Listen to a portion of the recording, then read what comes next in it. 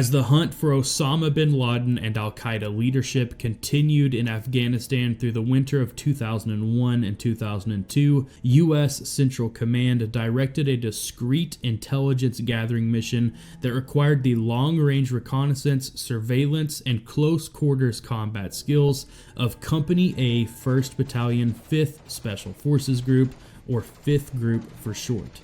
This mission was referred to as a Sensitive Site Exploitation, or SSE, and it called for the focused search and recovery of enemy personnel, documents, manuals, computers, weapons, explosives, equipment, and any related material that might be of intelligence value. Commanded by Major John West, 5th Group was specifically organized, trained, and equipped for this type of mission. Since December 2001, 5th Group had conducted 3 SSE missions with marked success.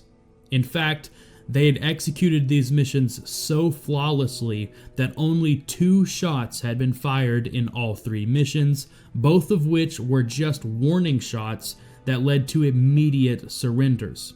The company captured a total of 9 al-Qaeda suspects, destroyed several tons of weapons and ammunition, and made valuable intelligence finds, including satellite phones, tape recorders, and encrypted electronic records. On January 9th, 2002, U.S. Central Command issued another SSE order to Major John West. The target was 2 suspected al-Qaeda compounds at Hazar Qadam near the town of Orizgan, about 166 kilometers northeast of Kandahar. The mission, designated AQ-048, was to kill or capture any Taliban or al-Qaeda personnel and collect material for intelligence analysis. The 2 target sites were both walled compounds containing a collection of various sized buildings. The compounds were surrounded by farm fields, and the 2 sites were about 1.5 kilometers apart. Major West decided he would seize both sites simultaneously and divided his company into 2 separate assault forces, with a unit of New Zealand SAS troops set aside as a quick reaction force in the event more combat power was needed. Major West would lead Special Forces Operational Attachment 512, 513, and 514 in an assault of the westernmost site, named Objective Kelly. The eastern compound, designated Objective Bridg, became the target for ODAs 511 and 516, led by the company operations officer Chief Warrant 3 Dwight Ashford. 2 Marine Corps CH-53s delivered Major West and his 45-man team to their landing zone about 5 kilometers from Objective Kelly, while 3 MH-47s from 160th SOAR delivered Ashford's mobile force along with their armored trucks to their landing zone about 6 kilometers from Objective Bridg. After a quiet tactical march at 17 degrees Fahrenheit and a slow drive under NVGs across terrain 7,000 feet above sea level, the 2 assault forces arrived at their pre-assault positions right on schedule. Maintaining close communications, the 2 forces simultaneously moved their security elements into position. However, a deep irrigation ditch just outside the wall of Bridg forced the assaulters to dismount and approach their entry points on foot. The vehicle drivers and mounted gun teams began hastily searching for a way to bypass or cross the deep ditch. But in order to execute both hits simultaneously, Ashford and his team would have to just assault the target without the backup of their armored trucks and just hope that they were able to get around the ditch quickly and into the fight. But with all elements now in position, both assault leaders initiated their attacks according to a well-rehearsed sequence of commands. 3 breaching charges on 3 entry points were then detonated simultaneously, and the assault elements positioned to the side of each entry point stormed into the compound.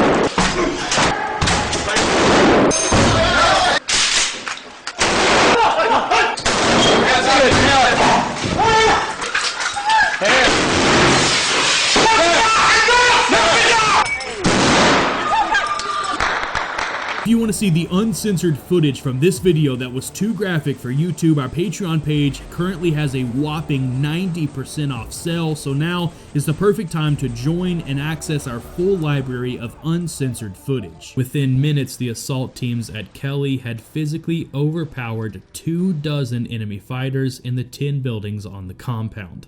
One enemy fighter, firing his weapon from a doorway, wounded Staff Sergeant Jesse Wilcox in the right foot. As the enemy fighter backed out of the building spraying bullets into the darkness, a security team member killed him with a well-placed shot. Another enemy sentry was eliminated when he fired on the assaulters from outside the compound.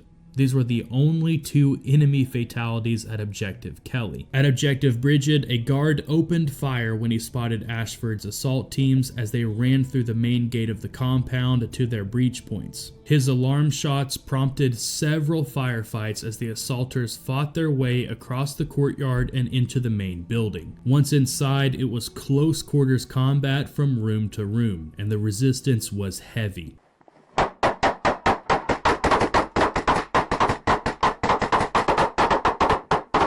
Right there. Oh, fuck. Get it. Having initially stunned the enemy fighters in the room with flashbang grenades, the assaulters eliminated 5 enemy fighters as 2 others escaped out windows. When Master Sergeant Albert Pale and Sergeant First Class John Sue burst into another room, an enemy fighter ran out between them. Sue quickly spun around and pursued him, shooting him down before he could escape. Now alone in the darkened room, Master Sergeant Pale could see 3 enemy fighters surrounding him through his night vision goggles. He quickly killed 2 of them with his M4 before the 3rd man jumped him from behind, clawing at his eyes and ripping off his night vision. Pale then threw the enemy soldier over his shoulder, sharply slamming the man's head into the ground, breaking his neck. In the darkness, Master Sergeant Pale could still feel the enemy fighter, even with a broken neck, trying to grasp at him. So he quickly drew his 9mm pistol and fired twice, finally finishing off the enemy soldier. And as he started to get back on his feet, he realized that the enemy soldier was still hanging on to him.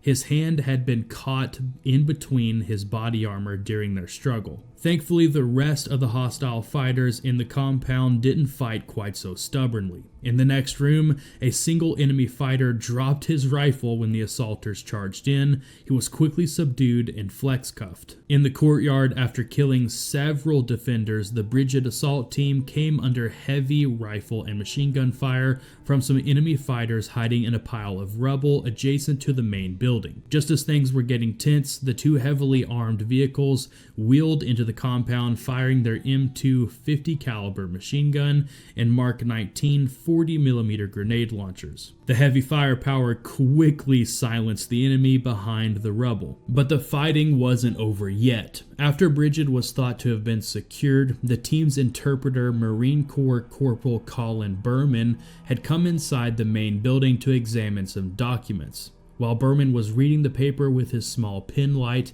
an enemy fighter who was thought to have been dead quietly got up from the dirt floor and attacked him with his bare hands. The surprised Berman quickly managed to slam his assailant into the ground and finish him off with his M4. With the mission now complete at Objective Bridg, Ashford sent a survey team to mark the nearby LZ before he radioed for the waiting helicopters to extract his force. The team reported back that the primary LZ was unusable and suggested the alternate site. However, the walled farmhouse next to that site had not yet been checked, cleared, and secured, so Ashford told ODA 516 to clear the building. The Special Forces team applied an explosive breaching charge to the wall and blew an entryway into the small yard. Inside the farmhouse, they found a family huddled together, frightened by the gunfire and explosions. The assaulters moved them into a windowless room for safety and continued to clear the area. ODA 516's actions reflected the professionalism and character